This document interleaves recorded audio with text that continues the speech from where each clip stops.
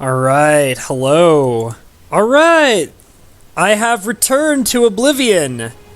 I finally have done it. I've been wanting to do this again for a while. I got really just in the mood for playing this game again. I'm a huge fan. This game... I actually spent, like, an entire year almost, like, it felt like a year, staying indoors, playing this game nonstop.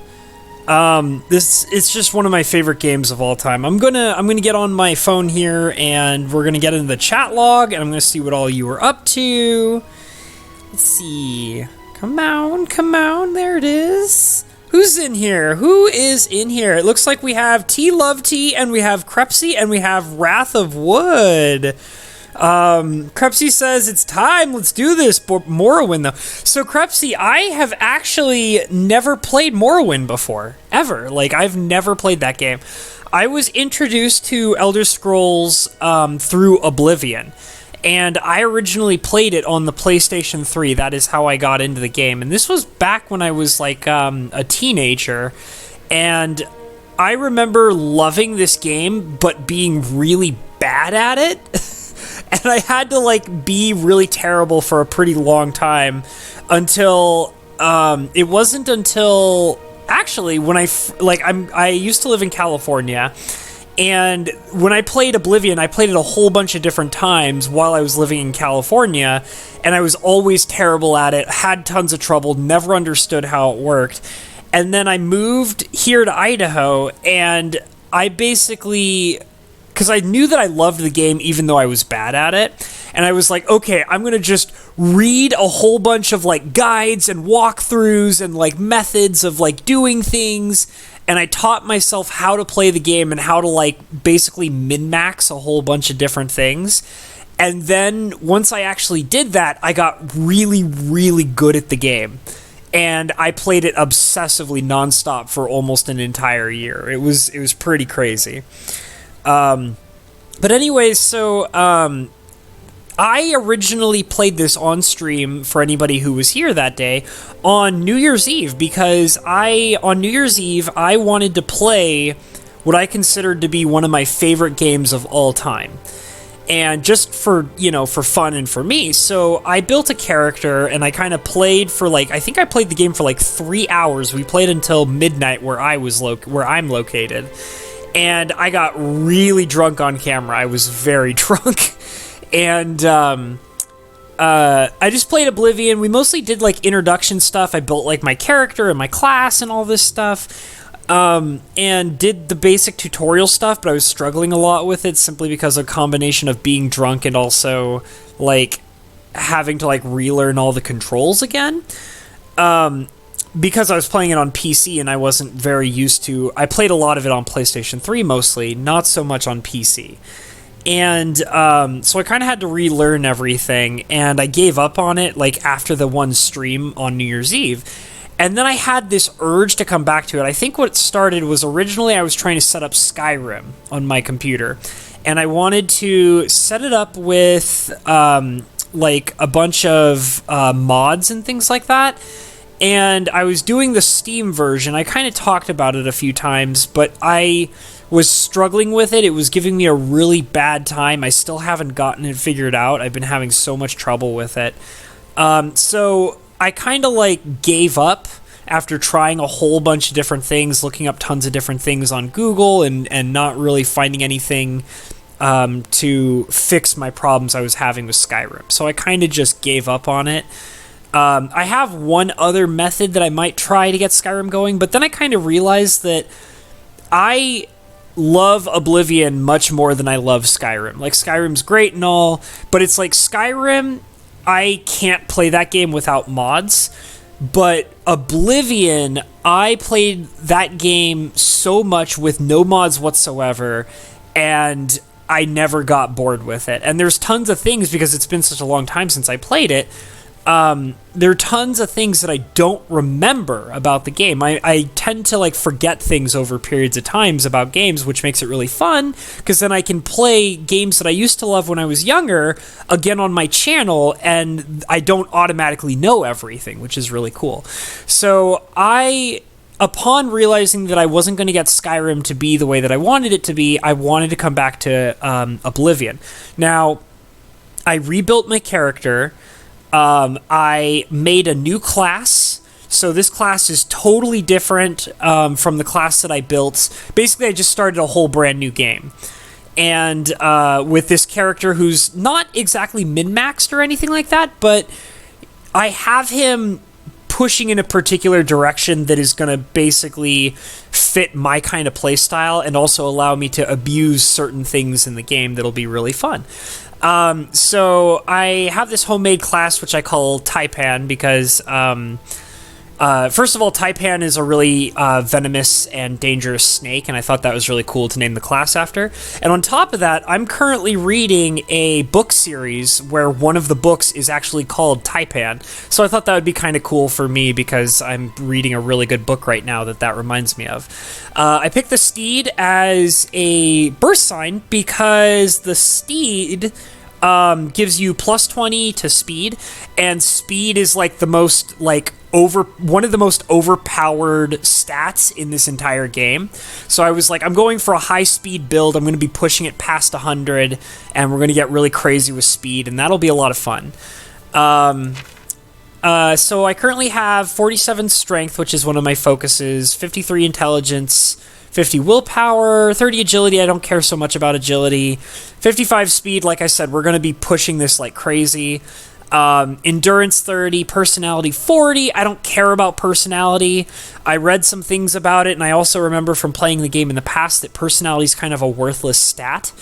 I mean, illusion is nice, but I can just max that out on my own without using personality. I have luck 55, which is the two stats I picked are the two main stats that I picked were strength and luck. And the reason why is because strength is going to allow me to maximize my damage as fast as possible, and luck makes the game in certain ways easier without actually making the game itself easier in difficulty. So like it'll make it so that certain events will go in my favor more likely. I'll be able to find better loot in random chests and things like that. So I kind of picked luck, and when I was reading through a sort of a guide a little bit, they were saying how luck is usually a really good stat to get on board with in the very beginning of the game, and then it gets progressively better as you keep going. So I have my main skills are basically what I did was I picked skills that I can level up off of based on my own ability to use them. So like last time when I built a character on New Year's Eve, I picked all these random skills because I couldn't remember exactly what I was doing. I was kind of under the influence, so I was like, whatever. And but basically this time I picked skills that I know that I have completely under my control. And when I say that, what I mean is like if I want to level up, then I can use one of these skills at my own particular pace to choose when I level up. Versus for example, like Blade is kind of a stereotypical one because you can just run in and kill things with your blade. Block is really easy to control, like super, super easy to control because all you have to do is walk up to an enemy and just hold your shield out. And just stand there with your shield out, and it'll level up the stat, and then in turn level up your character at your own personal pace. So all the rest of these skills are all the same. They all have ability to be controlled in the sense of like, I want to level up, I'll use alchemy until I level up, or I can use alteration until I level up, blah, blah, blah, blah. But like, destruction's the same, illusion's the same. Restoration is a bit of a wild card. You can't control it as well because restoration is dependent based on the amount you're healing. So like you have to be willing to get your health low to get more EXP from using restoration. So it's a bit of a wild card, but I liked it because restoration has a lot of really powerful skills later in the game, so that's why I picked that one.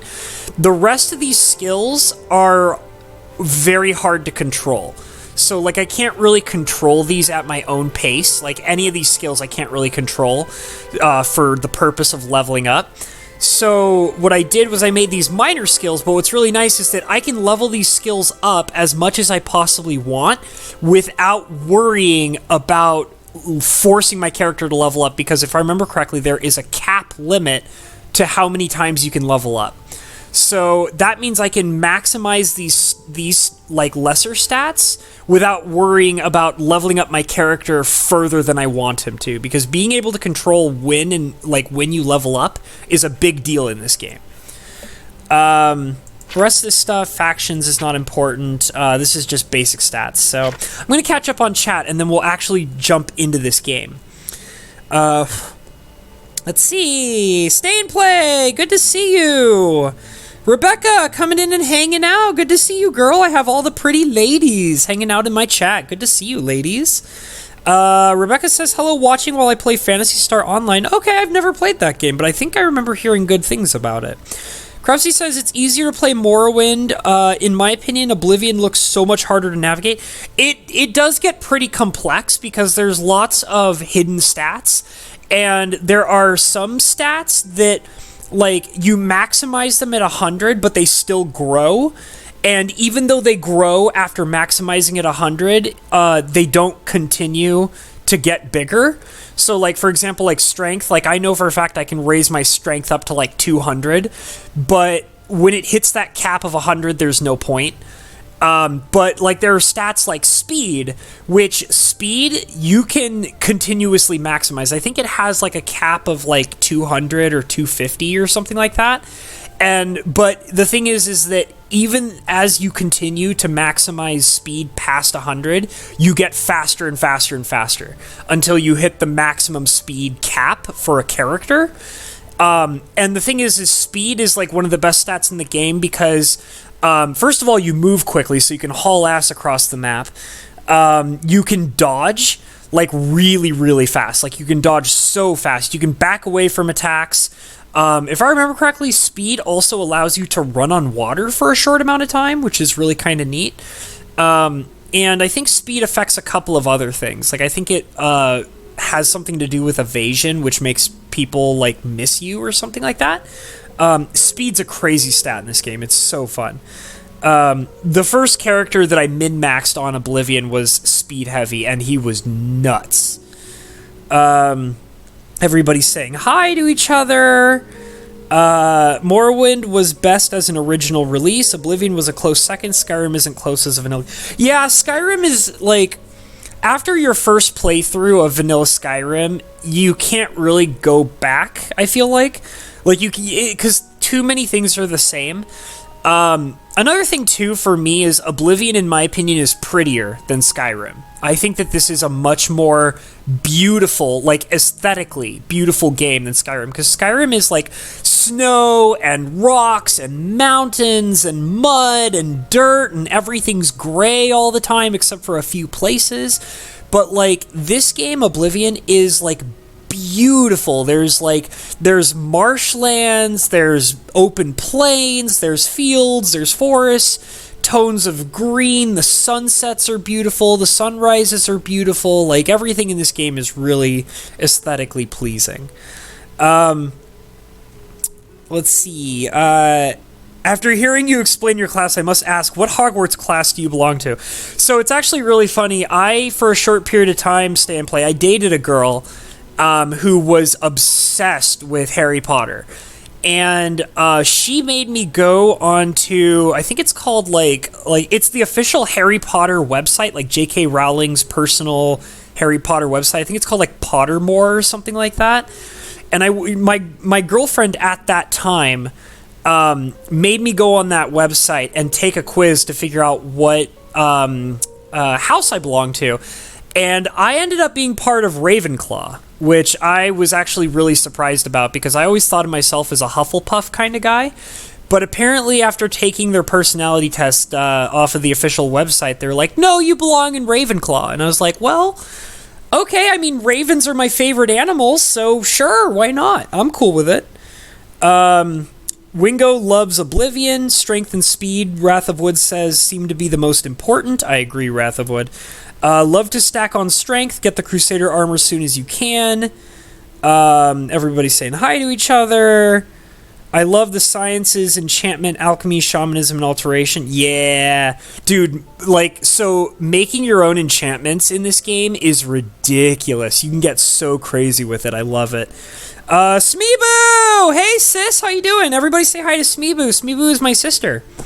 Good to see you, Smeeboo. My sister loves Oblivion, so it's actually funny. I remember I introduced my sister to Oblivion. Or was it... I think actually maybe it was Fallout. No, I'm my bad. That's my bad. I don't think I introduced my sister to Oblivion. I think I introduced my sister to Fallout. Because I think my sister was playing Oblivion before I was. I can't remember. But I introduced her to Fallout, which she at first didn't like, but then she fell in love with. Speed and strength, most important. Pretty like a butterfly, sting like a bee. It's true. Speed makes you jump higher. Smeebo says, I remember when you first recommend... Oh, I did recommend Oblivion to my sister. Okay. I totally forgot. I guess I just introduced my sister to the both of those games. Had never played an ESO game before. Got me really hooked. Yep. 3 and 4 are the best. Oops. Okay. I'm messing around with things on my phone that I shouldn't be messing around with.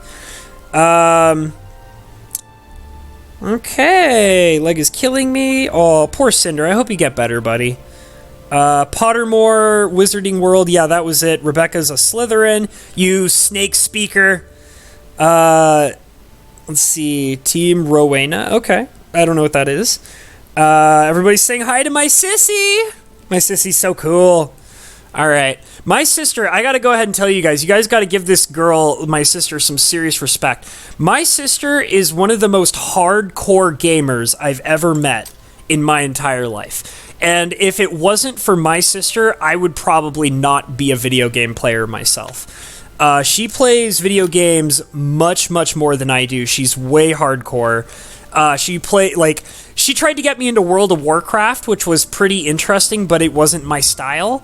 She used to be a hardcore Warcraft girl. What's going on with you? She played Elder Scrolls Online, got me into that. Actually, I played beta in Elder Scrolls Online, but once it came out, we were all playing together as a family guild. And she's just a beast mode game player. She's a gamer girl, hardcore through and through. Let's see. You have it reversed. I had Fallout already, and you told me it would be like Oblivion if I liked Fallout. You're right. Oh, okay. I guess I did have them switched up. And my sister is showing off about Rainbow Road. My sister has the most insane world record for going through Rainbow Road, and when I was a kid, I used to always try to beat her record at Rainbow Road, because I remember on my N64 I had her copy of Mario Kart, and I was able to beat every single record that as I got older as a teenager, I was able to beat my sister in every single record except for Rainbow Road. I could never figure out how she was always able to get the highest score in Rainbow Road. I need you to leave so I can lock up. Shut up, I don't know you. I'm not even... what? Can I... My name is Numin. Have you seen that no-good rascal husband of mine, Mahai? God knows what he is up to this time. I don't know. You're the one who came up to me and you were kicking me out of public area. I was in a public space and you were kicking me out. Get out of here. I don't want to talk to you. Go away. Okay, so to get into Oblivion, I have a couple goals in mind. You might notice, so I left the Imperial City as a prisoner. I got grinded a little bit. So the main thing that I was grinding was I was trying to make gold. So you'll notice I have 1,236 gold here. I grinded that. I have alchemy, and alchemy is one of the fastest ways in the game to make money. So I made a whole bunch of potions for specifically really easy potions. If you want to make money fast in Oblivion, what you do is you go to every place that has free food, pick up all the food. Like, if you're playing Oblivion and you want to make a lot of money, pick up all the food. The cheese, the bread, the tomato, the grapes, the celery, the onions, everything.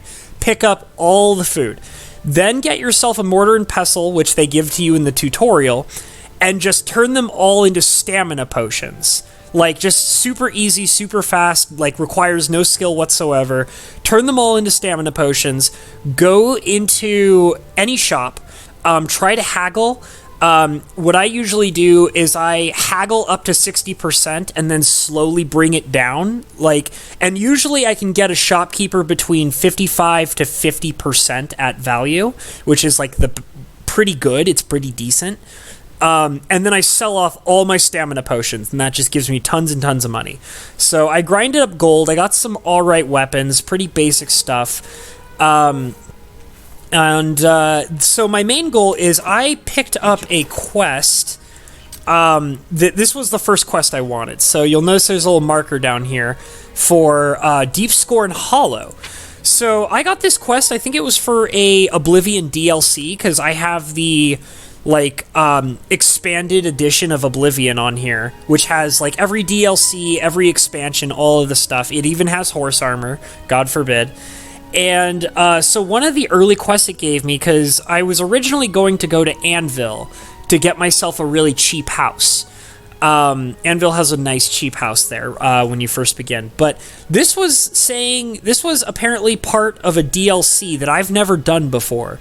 And it says, Deep Scorn Hollow, according to a mysterious message that's been delivered to me, I've inherited an underground lair called the Deep Scorn Hollow from a long-lost relative.